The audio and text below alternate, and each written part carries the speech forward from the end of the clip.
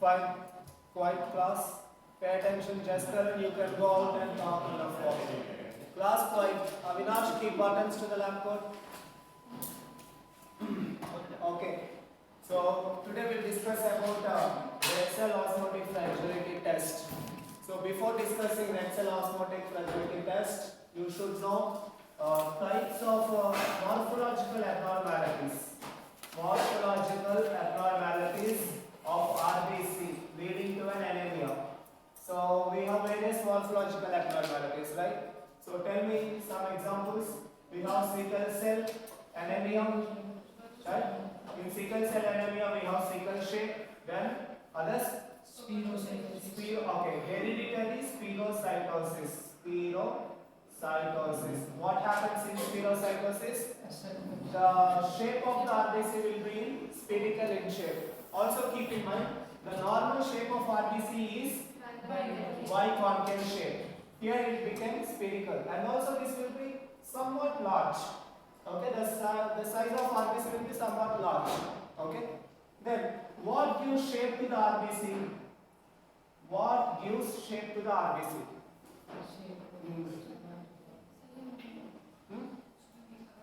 Any idea? Keep in mind, we say there is a mutation in the beta chain of the hemoglobin. Do you remember? We have two alpha chains, two beta chains. Beta chain mutation leads to sickle cell. That means some hemoglobin variation can lead to shape variation. Okay? But apart from that,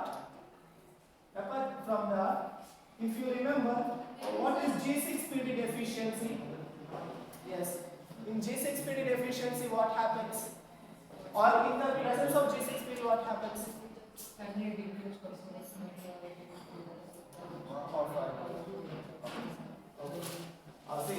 Glucose 6-phosphate, what happens normally?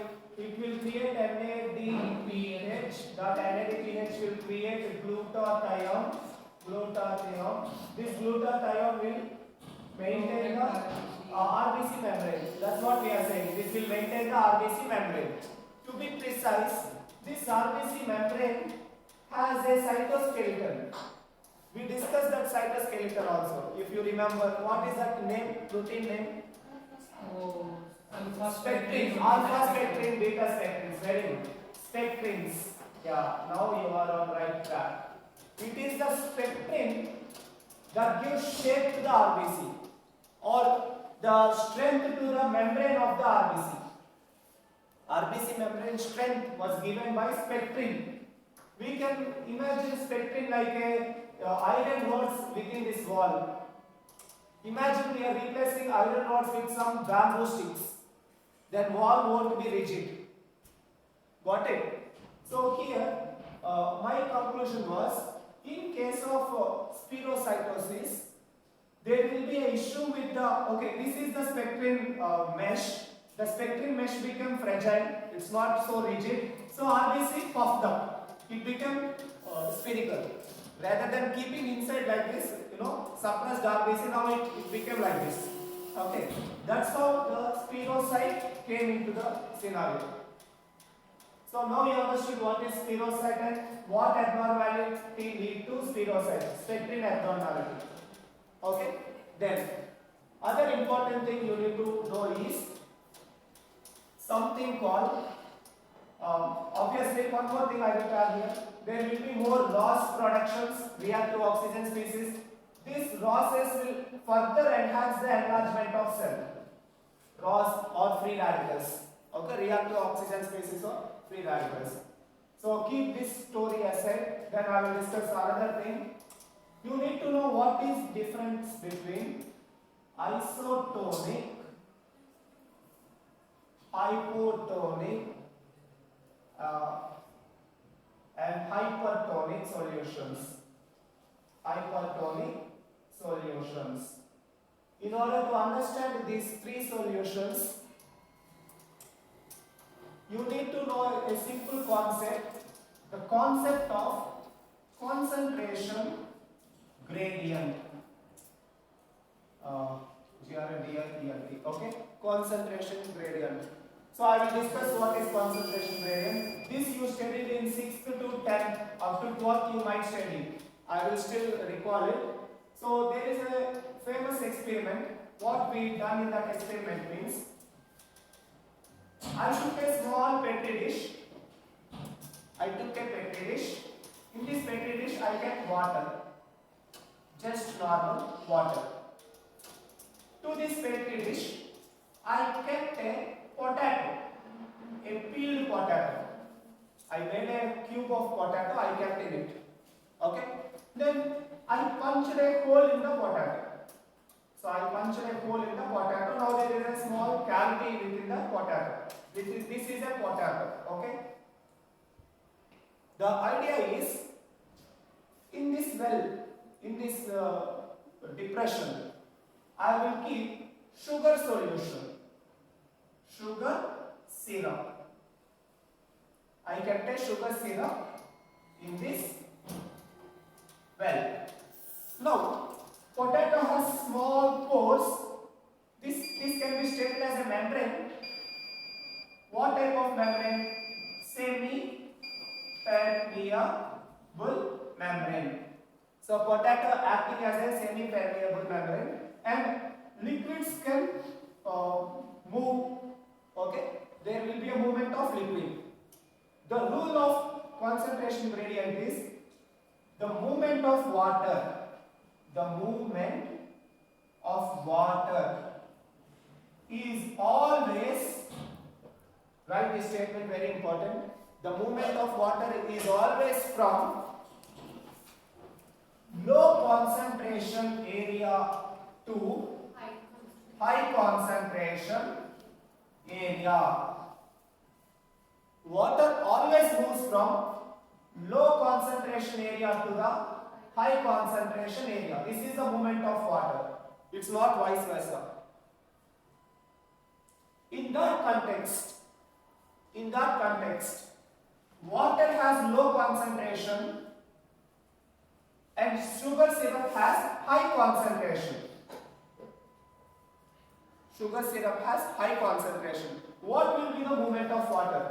Whether water from petri dish will migrate to the potato or water in potato will migrate to the petri dish. What happens? What will be the movement of water? Water from petri dish. Water from petri dish to potato. Is it clear? Why? The rules states it. Water always moves from low concentration area to high concentration.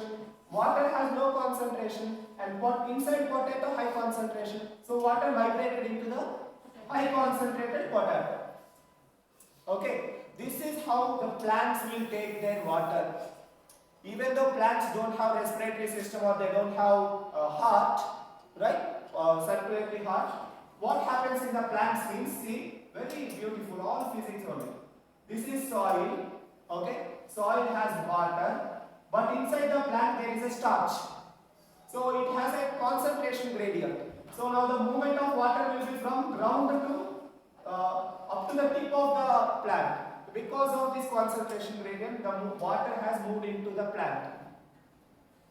Okay, why we are studying about botany or this one? I will discuss. This concept you understood, right? This concentration gradient and movement of water. Is it clear? So now I will do one analogy here. Imagine I have a red blood cell. Just imagine.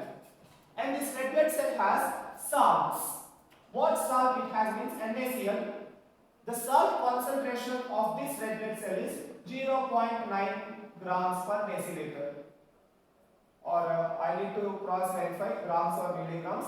Anyway, just keep in mind 0.9 grams per deciliter to the red blood cell. Then what I did?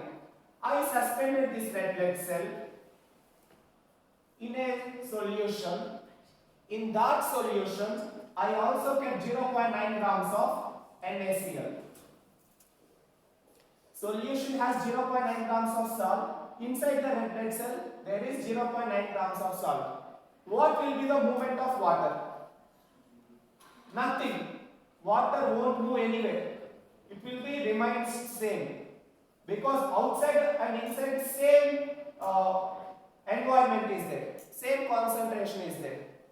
Right? Such solutions are called as isotonic solutions. The solution that has salt concentration same as the inside or solute concentration, such solutions are called as isotonic solutions. In isotonic solutions, there won't be any movement. We won't observe any movement in isotonic solutions. Is it clear? Now let us flip the story. I took a red blood cell which has a standard 0.9 grams. By default, always red blood cells have this 0.9 grams of salt. Okay?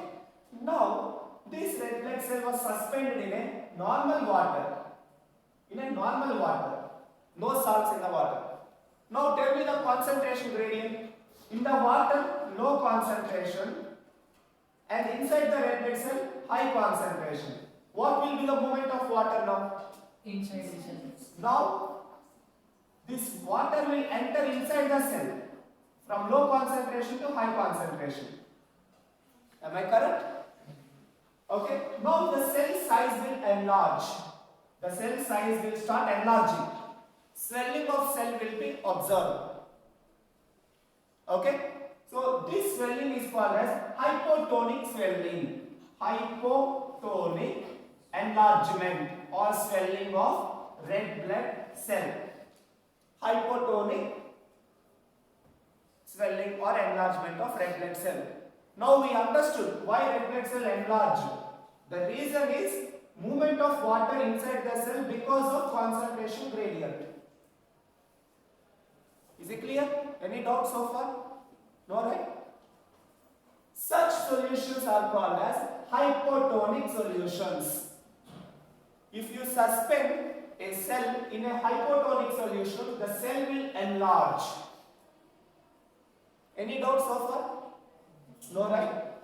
Now, let's flip the story again. Here, I have a red blood cell. Yes, I have a red blood cell. Red blood cell has 0.9 grams of sodium again. Now, I suspended this cell in a 1 kg salt solution, salt dissolved solution, highly salt.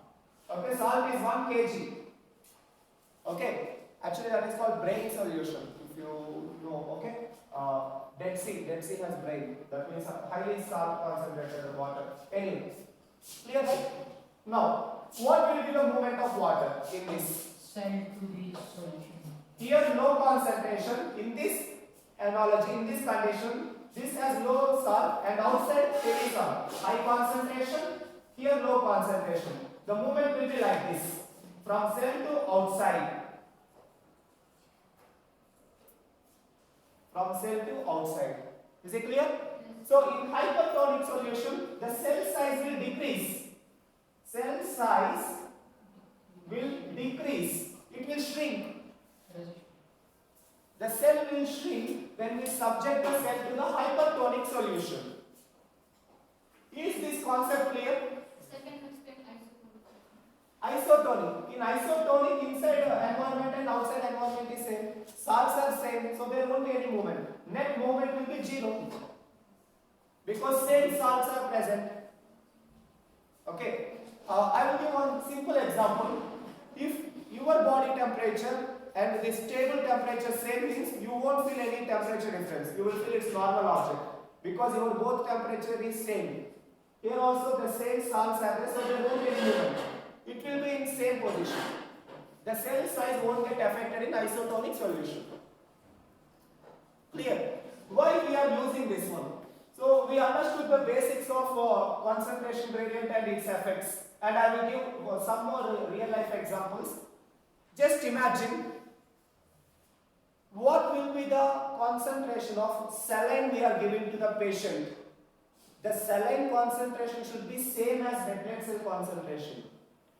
Just imagine I am giving a normal water into the patient. You just imagine I am giving normal water into the veins. What will happen now? Cell size increase. Cell size will increase and cell will lyse. The red blood cells will be lysed in the patient. If you want to kill a patient, there is a saline bottle, pour some water in it, and no one can detect also, even in forensic, because it's not a poison. But we can kill, see how dangerous a simple water when we inject the veins, hypotonic swelling and killing. Okay, don't be serial killers, I'm just telling for analogy. Okay, fine. See, clear, yes. Clear, right? So, this is the same reason why a freshwater fish cannot survive in seawater and seawater fish cannot survive in freshwater. Seawater fish already highly salted fish. If we keep that fish in normal water, what happens? Fish has high concentration, water has low concentration, low to high. The fish will be puffed. The fish will enlarge and it will die. Got it? Same vice versa. Fresh water, if you keep in sea, it will shrink and it will die. Yeah. Now you understood the concept of concentration gradient and their significance. Now let us try to apply these principles for red blood cell osmotic fragility test. Now imagine, students, usually what I will do is, this is a biconcave shape RBC, a very good RBC. Okay. Now when I subject it, the normal osmolarity of a red blood cell, I need to tell now. The normal osmolarity of red blood cell is 0.9 SARS. Okay, 0.9 molars is the normal osmolarity of a red blood cell. Okay, clear? Now, a normal cell, when I am subjecting it to 0.8 solution, 0.7 solution, 0.6, 0.5, 0.4, then 3, 2, 1. Okay? These are hypotonic solutions.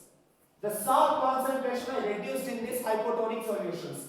These are hypotonic when we compare with the red blood cell. Hypotonic gradients. Got my point? I am reducing the salts. That means technically what I am doing is the water intake was increasing inside the cell. The water movement inside the cell was increasing when I am subjecting it to the low hypotonic solutions. Is it clear? Is everything clear so far? A good red blood cell, a normal red blood cell, can be able to withstand even up to 0.4 hypotonic solutions because they are very rigid. They have good structural stability. So a healthy red blood cell can able to tolerate up to 0.4 hypotonic stress. A normal red blood cell can able, that means it won't lyse even up to 0.4 solution. Red blood cell won't lyse. It won't be destroyed. It will maintain the membrane integrity or stability. Got my point? Any doubts so far? Now, let us introduce a abnormal cell. Maybe spirocyte. Already here the cell membrane is very fragile. In spirocyte, cell membrane is already at to collapse. This can be, when we hit it, it will be collapsed. It will be destroyed. When we subject this spirocyte, it might rupture here itself. It will be ruptured here itself. Not here, it will rupture here. Because it is very fragile and just exposing it to slight hypotonic solution, it destroyed. Is it clear? This is the concept of red cell osmotic fragility test. The fragility of the cell membrane. The red blood cell membrane fragility was measured by subjecting it to the hypotonic solutions. Any doubts so far? Okay, now we understood. We understood that an abnormal such as spirocyte will be destroyed at 0.7 hypotonic solution. A normal cell can withstand up to 0.4. Now let me introduce one more thing. What about sickle cell? What happens to sickle cell when we subject it to hypotonic stress? Can it withstand up to 2 or it will destroy here? What is your idea? Where sickle cell will destroy? At 0.8 or at 1? 1. 1. Very good. Why? Is Okay, it's already shrink. Already this cell was shrink. Okay, so it can withstand high gradients. That's the idea. Okay, so high saline concentration, low saline concentration, high saline concentration. Okay, now write down the normal values. So there is a table for normal values. I will give a generalized value.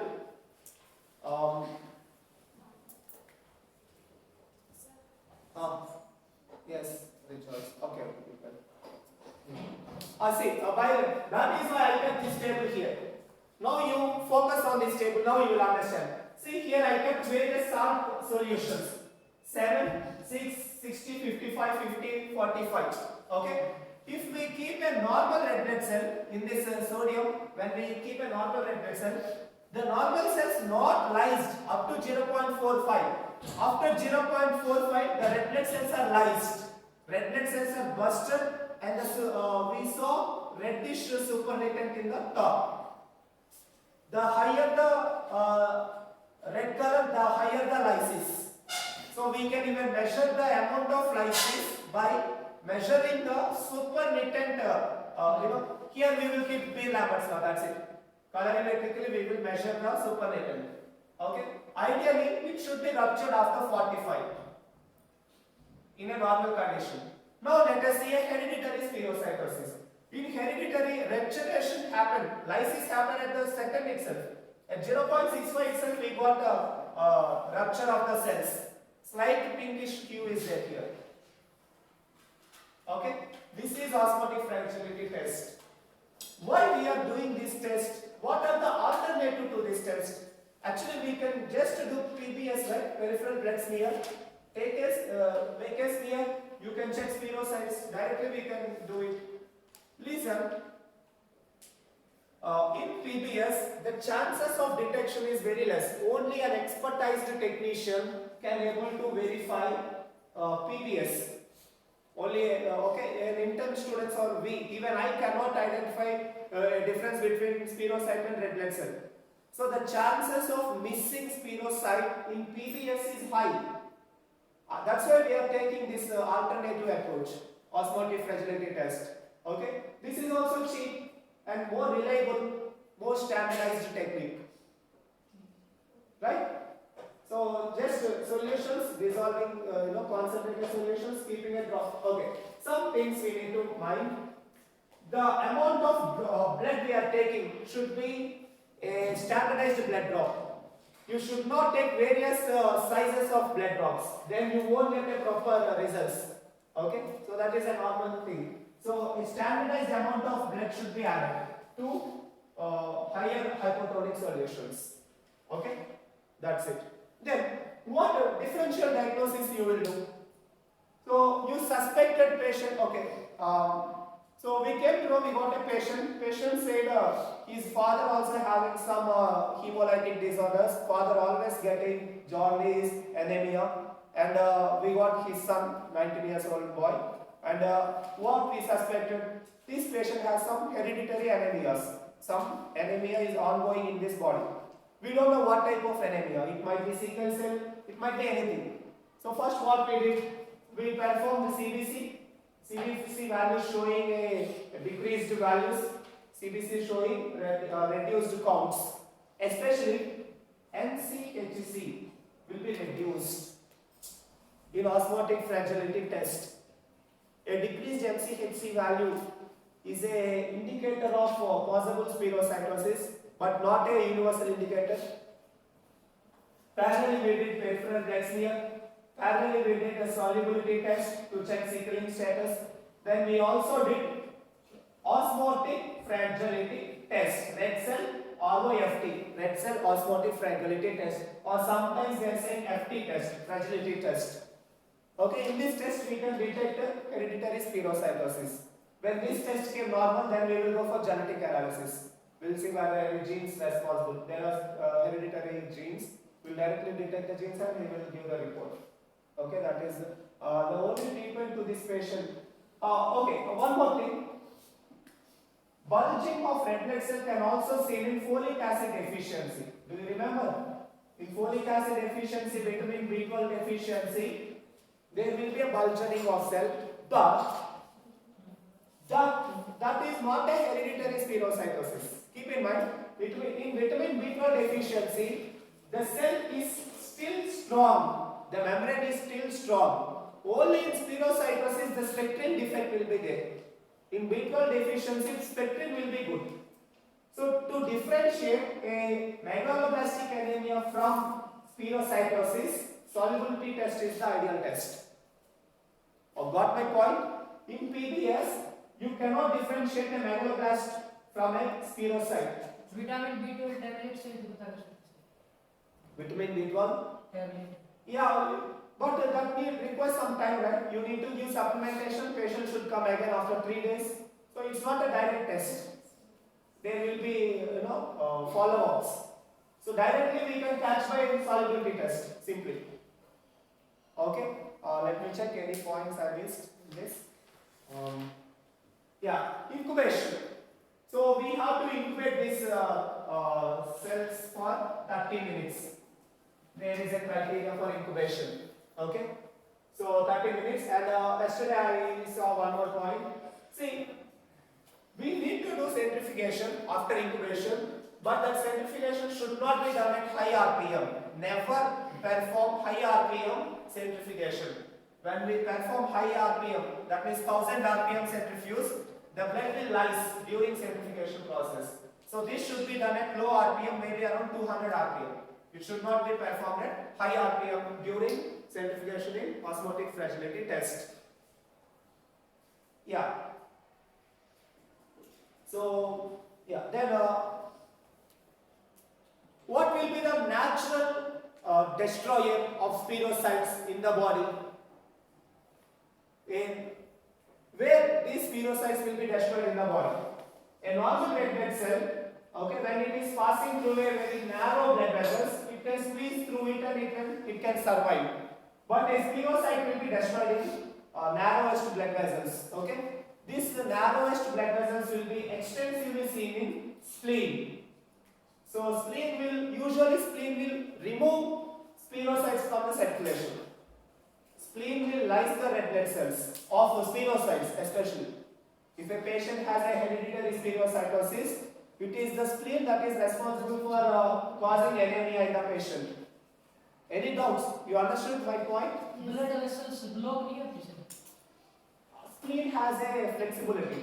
Spleen it was made to be destroying red blood cells. There won't be blockage of blood vessels in the spleen. Yeah, that's why we have a dedicated organ for that purpose. In other blood vessels, it won't block. They will be ruptured automatically because they are very fragile. They are not rigid. Whereas sickle cell is very rigid. Sickle cell will be very hard, but a spherocyte will be like a glass. Okay, so it will be very fragile. Okay, any more points? Normal concentration, I guess that's it.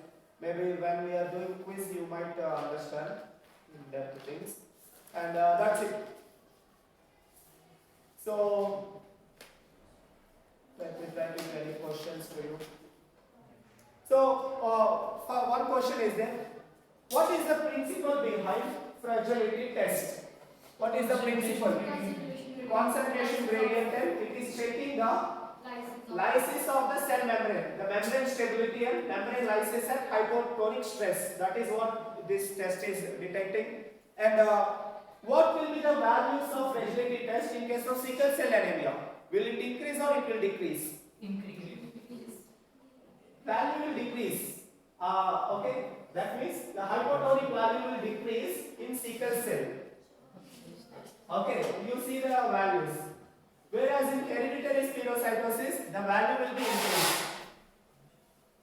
Okay, you got my point, right? Sickle cell value will decrease.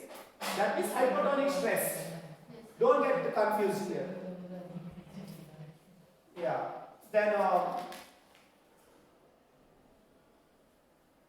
what is the difference between hemolytic anemia and hereditary spherocytosis? A generalized statement. Difference between hemolytic anemia, hereditary spherocytosis.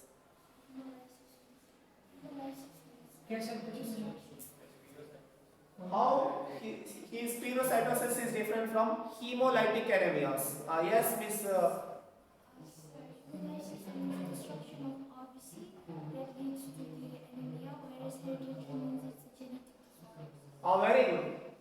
If I say normal hemolysis, that can happen due to many reasons. A malaria parasite can destroy the RBC, or any other drugs can destroy the RBCs. But in hereditary spherocytosis, this is happening because of genetic cause. So there is no treatment to these conditions, genetic disorders. So always we need to give supplementations, folic acids, vitamin B12, managing the jaundice conditions. So these patients are prone to jaundice. Usually their bilirubin levels will be high.